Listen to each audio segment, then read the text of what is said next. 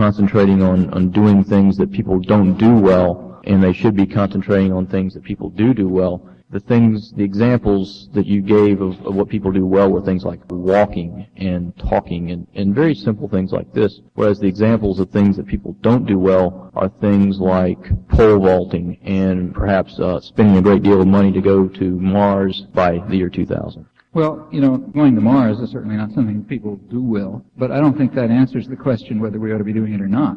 The question is there any point in people going to Mars? Well, you go back and have a look at the origins of that program, and I think you get a pretty straight answer to that question. That program originally came out of the failure of the Bay of Pigs invasion.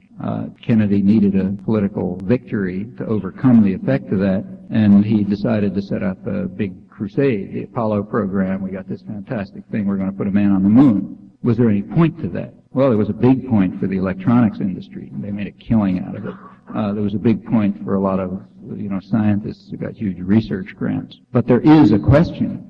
Did it make sense to put a man on the moon as distinct from a little receptor of some kind? You put a bunch of receptors on the moon, you don't have to worry about an oxygen support system and, precautions for survival and so on and so forth. It's obviously going to be vastly cheaper and vastly easier from an engineering point of view. Will you get any less information? In other words, is a man the best instrument to be on the moon? Well, scientists will have to answer that, but I'm quite certain the answer is no, that a human being is probably a very poor instrument to be on the moon. The choice of human beings on the moon was to have something dramatic, to have something that could get people excited and distract them from their own problems and subordinate them to power and give a shot to the electronics industry and so on. That was the motive for it, and that doesn't make any sense. But those, it seems to me, are the kind of questions that one should ask, not is it the kind of things people do well or badly. Sometimes the kinds of things people do badly are worth doing. Quantum physics is the kind of things that people do badly. That's why there's so few people who can do it well. It's kind of like pole vaulting, kind of a quirk. Some people can do it, most people can't.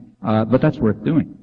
You put me in mind of a possible modification of Turing's test, which if you follow cartoons I'll call the Mark Allen Stomati test. I want to ask you what may not be quite a question, but well, I guess the question, or possibly non-question, I want to ask is, there obviously is a good bit of research money going into these AI folk, and a lot of people pay good money to make chess playing programs. It's a funny thing, I was working with a friend of mine's commercial one, and the thing was awfully cowardly, and I found that if I told it to make a move that I thought might work, and then let it keep me from getting killed, then it worked pretty well. But if you just let it work, it took forever to do anything.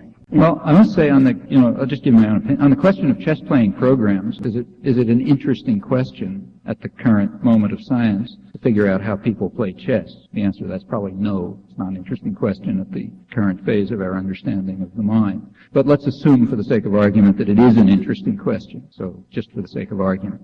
Then we take a look at some program and we ask, does that program tell us anything about the way humans do it? And the answer to that is flat no. They're designed so as not to tell us anything about the way humans do it. The programs are designed to exploit the capacities of computers, which are very different than the capacities of humans. So they have deep search and fast, big memory and all that kind of stuff. So we therefore throw out the systems instantly, at least on scientific grounds, because they don't do anything. So they're studying what's probably a dumb question, and they're giving an answer which is totally useless. So what's the point? Well, as far as I can see, the only point is either advertising and getting research grants, or maybe taking the fun out of playing chess. If there's some other point, I don't know what it is.